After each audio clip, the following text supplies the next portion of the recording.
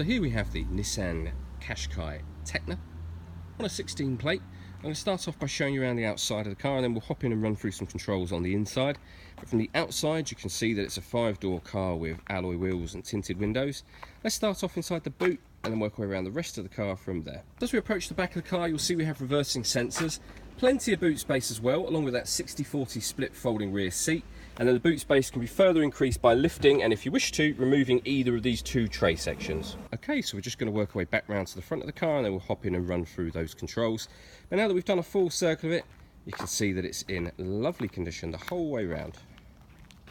Just briefly before I climb in, I think it's well worth seeing the interior from this exterior point of view. You get full leather seats, as you can see. There's plenty to run through on the dashboard, so let's hop in and we'll do that now. Okay, so now that we're inside the car, we're going to start with the dials. On the left hand side we have the rev counter, and on the right hand side the speedometer and fuel gauge. In the middle you can see the total miles on this car, which are 22,395. Directly above that there's a digital readout for this speedometer. That information can be changed using a button on the steering wheel for various different bits of fuel economy information, the stereo, your satellite navigation, all the way back round to the beginning again. At the very top there you've got indications of 3 different safety systems that the Qashqai has got. There's videos on all of them on our website, which is well worth checking out. But essentially you've got lane departure warning system, and you've got blind spot monitoring system up there as well, and an emergency brake system in the middle. As I say, there's videos on all 3 on the website, so have a look at those. Backing out to the steering wheel, on the left hand side we have stereo controls, and on the right hand side we have cruise control and speed limiter, as well as the ability to answer and end phone calls. That is of course once you've paired up your phone, and that is done on the touchscreen radio in the centre here. So you can see this car's got DAB radio. It has AM and FM as well. If you want to listen to your own music, you can do. There's a CD player, as you can see at the top of the unit just there. On top of that, we've also got auxiliary and USB inputs.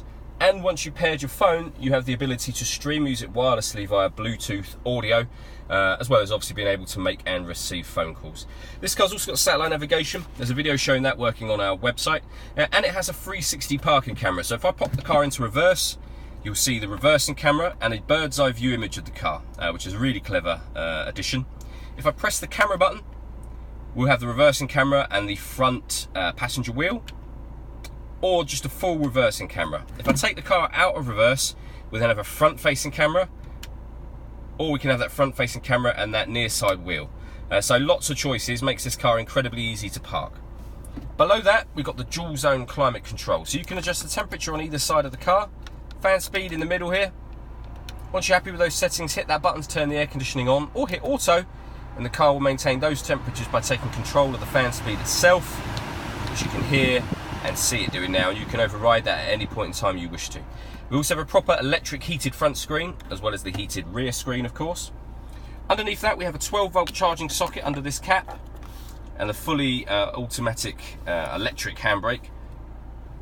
We have a 6-speed manual gearbox, driver and passenger heated seats, and then inside the central armrest area, a second 12-volt charging socket, the auxiliary and USB inputs. Okay, so the last thing I wanted to talk about is the panoramic glass roof. So you can see at the moment that the sun blind is closed. There's a button up here. If I give that a push, that sun blind will open all the way to the back of the rear seats. It lets in a huge amount of extra light. All that leaves me to say is thank you for taking the time to watch this video. If you'd like to come and see the car in person and have a test drive, please feel free to call any of our MJA sites. We'd love to hear from you soon.